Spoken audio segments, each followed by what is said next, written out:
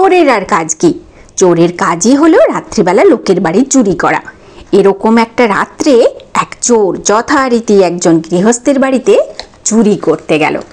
সে বাড়ির চারপাশে চুপি চুপি ঘুরে বেড়াতে লাগলো।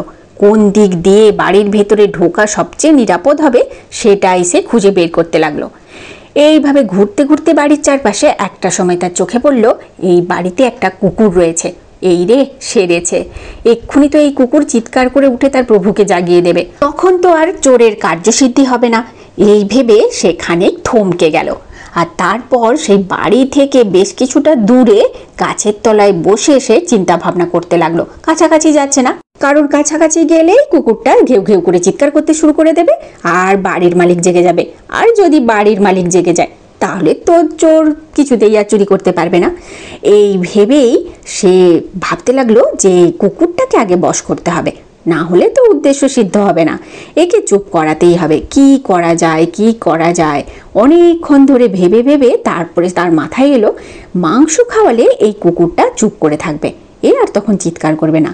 এই কথা মনে করে সে একটা মাংসের দোকান থেকে কয়েকটা টুকরো কিনে আনলো। তারপর সেই মাংসের টুকরোগুলো নিয়ে সে বাড়ির গেটের কাছে গিয়ে কুকুরটার দিকে মাংসের টুকরোগুলো ছুঁড়ে দিল। এবার তখন কুকুরটি বলে উঠল যে আমি অনেকক্ষণ ধরেই তোমাকে দেখছি। তুমি যখন গাছতলায় বসে ভাবছিলে তখনই আমি চিন্তা ভাবনা করছিলাম যে তুমি সৎ নাকি অসৎ আমি বুঝতে পারছিলাম না, সেই জন্য আমি কিন্তু কোনো চিৎকার করিনি। কিন্তু এই যে তুমি আমাকে মাংসের টুকরোগুলো ছুঁড়ে দিলে, এবার আমি বুঝতে পেরেছি তুমি মোটেই সৎ লোক নও, তুমি অসৎ লোক। তুমি নিশ্চয়ই কোনো বদমতলব নিয়ে এই বাড়ির চারপাশে এসছো, আর এখানে এসে তুমি সম্ভবত চুরিই করবে। তুমি চোর, তোমাকে কিন্তু আমি এবার আর ছাড়বো না। কুকুরটি তাকে বলল, দেখো প্রথম থেকেই তোমাকে দেখে আমার কেমন সন্দেহ হচ্ছিল, কিন্তু এখন দৃঢ় বিশ্বাস হলো যে তুমি সৎ লোক নও। না হলে শুধু শুধু তুমি কেন আমায় ঘুষ দিতে যাবে? তুমি নিশ্চয়ই এই বাড়িতে চুরির মতলবেই এসেছো। তুমি কি ভাবলে মাংসের টুকরো পেয়ে আমি চুপচাপ থাকবো আর তারপর তুমি নিশ্চিন্ত মনে চুরি করে এখান থেকে পালাবে? কিন্তু আমি তো সেটা করব না। আমি আমার প্রভুর সাথে কিছুতেই বিশ্বাসঘাতকতা করব না। তোমাকে আমি একটা সুযোগ দিচ্ছি, তুমি এখনই এখান থেকে পালাও, না হলে কিন্তু আমি ঘেউ ঘেউ করে ডেকে উঠবো আর আমার প্রভু জেগে গেলে তোমার কিন্তু অবস্থা খারাপ হয়ে যাবে। চোরটা দেখলো সত্যি সত্যি এখানে আর তার ডাল গলবে না। সে তখন মন খারাপ করে ওখান থেকে পালিয়ে গেল।